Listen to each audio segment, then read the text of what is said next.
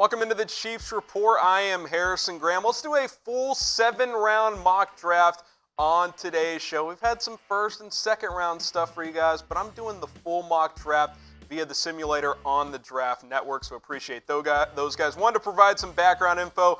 Kansas City only has 5 picks in this year's draft, not expected to get a comp pick, 1 pick in each of the first 5 rounds, so no 6th, no 7th round pick.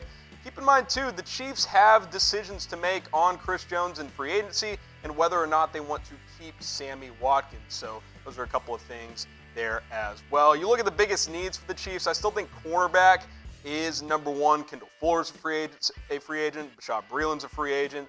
And, you could certainly upgrade at that position. Defensive line, depending on what happens with Chris Jones. Linebacker, offensive line, and wide receiver, because I think Sammy Watkins will likely get cut. And speaking of wide receiver, I got fun in round 1. I took Jalen Reagor out of TCU. Give me all the speed on this offense. Now, as a TCU alum, I watched this kid play a lot. Elite athlete, can really burn. He's going to be one of those guys coming out of the combine that everybody is saying, whoa, this guy's, a better athlete than anybody talks about. He's only 5'11", plays a lot bigger than that. He's a good red zone threat. He high points the football well. Now, does have the occasional bad drop, focus issues at times, but good punt returner, good kick returner also, so he would provide some help on special teams. Now, the production did dip in 2019 during his junior season. A lot of reasons why. Well, the quarterback play was inconsistent.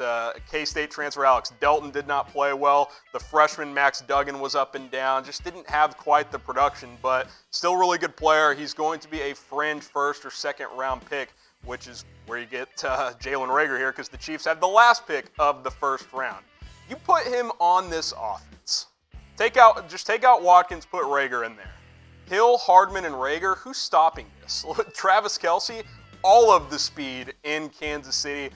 Patrick Mahomes, just tell him to go deep. He'll launch it up. One of these guys is bound to get open. Jalen Reagor would be a ton of fun in the Kansas City Chiefs offense. Now, there were some other players on the board, including Grant Delpit, that I considered. Now, safety I don't view as a major need for the Chiefs. You've got Thornhill, you've got Tyrann Mathieu. Thornhill does have the torn ACL, so that did factor in, but I went ahead and went with Reagor. Jonathan Taylor, J.K. Dobbins. I just don't think running back's a major need, guys. The Chiefs don't need elite running backs. Damian Williams is fine. Justin Jefferson and Terrell Lewis were a couple of other players on the board as well. Who do you want the Chiefs to draft in round 1? Any player, who do you want?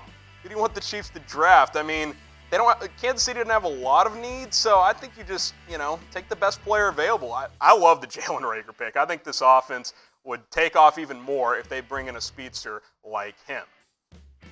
Go ahead and subscribe to our Chiefs channel. We're approaching 1,000 subscribers. Got over 800 in the last couple of days. Chatsports.com/Chiefs for more free agency coverage, draft coverage, rumors, news, all off-season long. We're going to have you guys covered here on the Chiefs Report. Chatsports.com/Chiefs is the link, but just go ahead and hit that big red subscribe button. I'll keep you guys updated throughout the offseason. Next pick up here, the 63rd overall pick. Keep in mind, Dee Ford trade from last year. Kansas City doesn't have its own second-round pick, but it's got the Niners. And I've got them selecting Ashtyn Davis, the safety out of Cal. Versatile player, though. Started his career as a corner.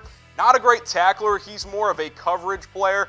I think this guy can offer some Kendall Fuller type of versatility if he leaves in free agency or if he stays, but I think he can be that type of player. You can line him up at nickel. His best interception of the season was lined up at the nickel spot against Oregon. He's a playmaker. He can play safety as well. And, hey, with Juan Thornhill down, you bring him in, he might be your starting free safety at the beginning of the season, and then you see what you do after that. Thornhill played corner some at Virginia as well. Maybe he slides back to corner. You have some versatile pieces on this secondary, and adding Ashtyn Davis would be another one. You see the production there. Playmaker, 2 picks, 2 forced fumbles, 55 tackles. I like this kid a lot coming out of California. I mentioned the secondary. How versatile is the secondary? We saw Spags move guys around. Ward and Breeland are the only guys who stayed put. Fuller played some safety, played some nickel. Tyrann Mathieu, as we all know, moves all over the place. Thornhill's got that versatility. Davis is a player who can do a lot of different things in the secondary as well. These were some other players I considered at the spot. Kyle Duggar, the safety out of Lenore Rhine, he's getting a lot of steam. Just a smaller school, it made me a little nervous. I took Davis instead. Clyde Edwards-Helaire, the running back of LSU. Cam Akers, another running back. A lot of mock draft experts are having the Chiefs take running backs early, but again, I just don't think it's a major need. Cole Kmet, the tight end, intrigued me, bringing him in as Blake Bell hits free agency, but I went with Ashtyn Davis. Now, today's show is brought to you by BetDSI, the internet's #1 sportsbook. Use that promo code NFL120 to get a 120% deposit bonus. You go to chatsports.com/bet. It'll get you to the sign-up page, and what I suggest doing, you put down $100, bet the over on the Chiefs' win total of 11.5, because we know the Chiefs are winning 12 or more games next year. And guess what? That 120% deposit bonus, that means you get an extra $120 for free after you put down $100. Go bet on win totals. The Broncos are at 8, Chargers at 7.5, Raiders at 7. You can bet on this, the XFL, NBA, all kinds of stuff at BetDSI. Now, I did go running back in round 3. I'm willing to do that here because Eno Benjamin was on the board.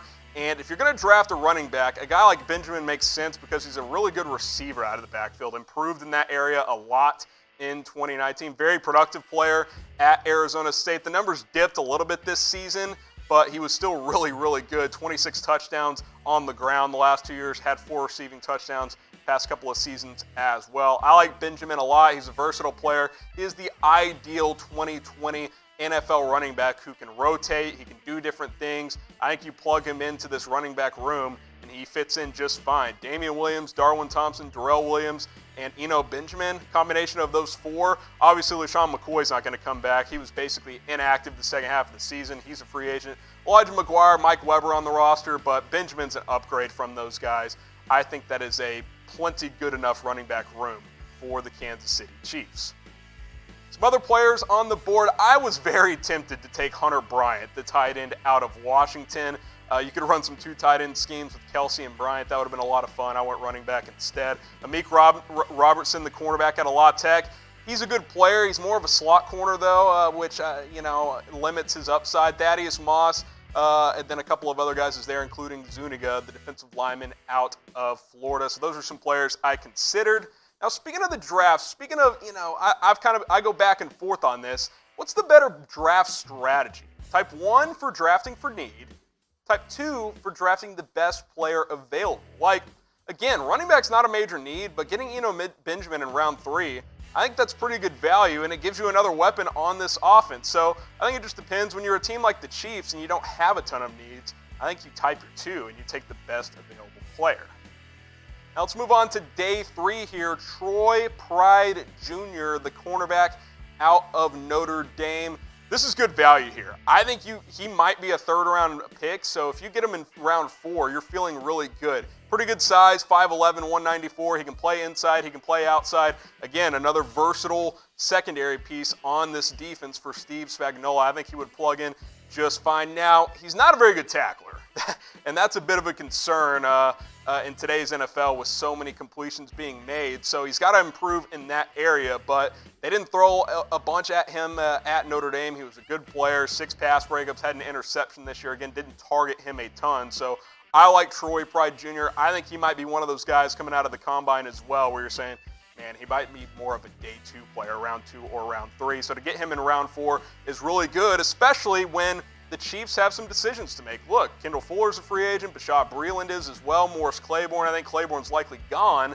But Fuller and Breeland, probably going to have to pick one. So that opens up a need at the cornerback position. So I think this could be an option for Kansas City, bringing in Troy Pride Jr. out of Notre Dame.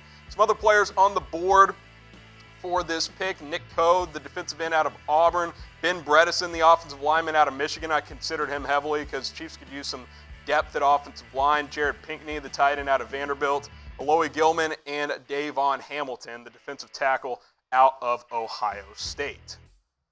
What is the Chiefs' biggest need? Let me know. What's the biggest need? I still think it's corner with the free agents of Fuller and Breeland. I know they played a lot better, and hey, sign me up for bringing those guys back. I'm good to go there. But with the information we have as of now, I think it's cornerback. But if you guys disagree or if you agree, just type your answers down in the comments section. Now, we still have a ton of Chiefs Super Bowl gear on sale with our partner Fanatics. Chatsports.com/ChiefsSB. I love this zip-up jacket. May have to order one of those myself. You got those, you got hats, you got t-shirts, you got the jerseys with the Super Bowl patch. I'm a big fan of those. Long sleeves, all kinds of stuff. We'll have the link in the comments. We'll have the link in the description. Go ahead and celebrate this Super Bowl by getting some Chiefs Super Bowl gear. Chatsports.com/ChiefsSB. Let's keep this thing rolling. Final pick for the Chiefs here. Again, no 6th round pick, no 7th round pick. So we go linebacker Shaquille Quarterman out of Miami. Now, what I like about this kid, he wants to make every tackle. Had 107 this past season. Really good in the run game. He will light you up. Not great in coverage, not great sideline to sideline. He is a very much an A-gap, B-gap run defensive linebacker. And what I mean by that is you get him on the edge, you can expose him because he lacks that lateral quickness and agility, but very good between the tackles as a tackling linebacker. I think in obvious run situations you can plug in.